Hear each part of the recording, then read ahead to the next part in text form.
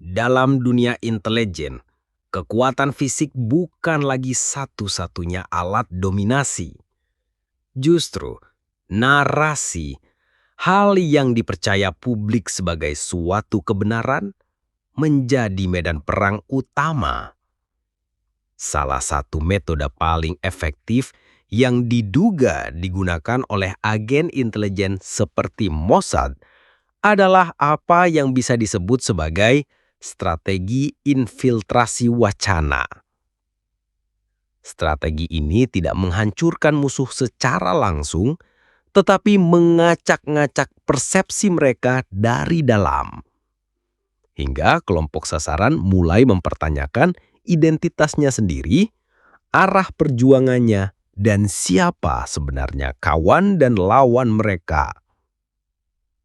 Strategi infiltrasi wacana bekerja dengan membajak simbol, narasi, dan makna, baik itu melalui media, pendidikan, budaya pop, tokoh publik, hingga retorika agama.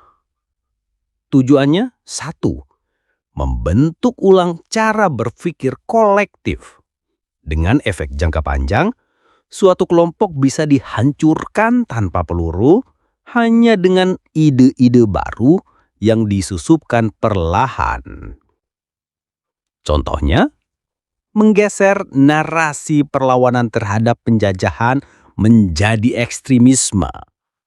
Menampilkan tokoh pembela umat sebagai sosok berbahaya dan radikal.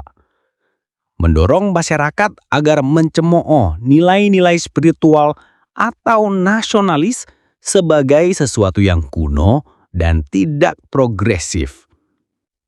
Indonesia dengan mayoritas Muslim memiliki sejarah panjang perlawanan berbasis spiritual dan nilai-nilai komunitarian. Namun, kelompok ini juga sangat rentan terhadap pembelokan narasi.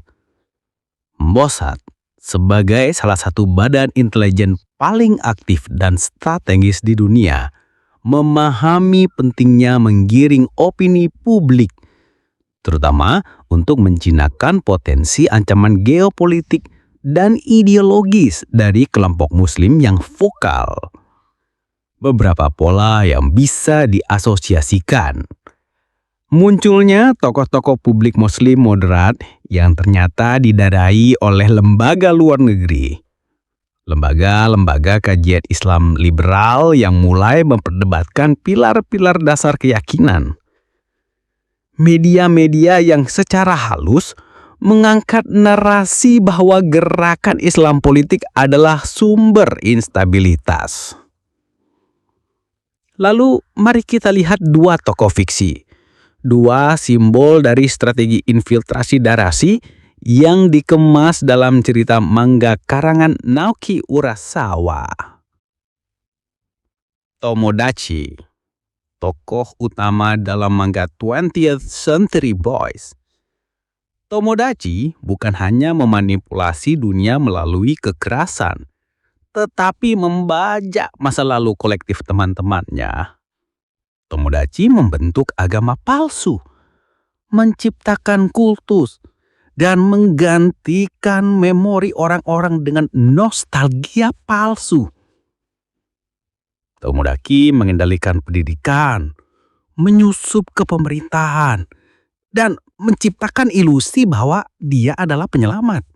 Bahkan setelah dia menghancurkan dunia.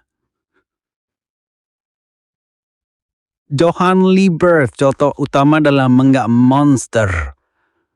Johann tidak membunuh dengan tangannya sendiri.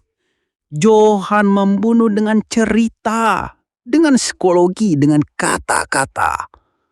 Johann merusak pondasi moral seseorang hingga orang itu menghancurkan dirinya sendiri. Tomodachi dan Johann adalah dua wajah dari senjata yang sama, perang narasi. Mari kita bandingkan mereka dengan Mossad. Mossad menyusup lewat lembaga dan ormas. Tomodachi menciptakan agama berbasis nostalgia.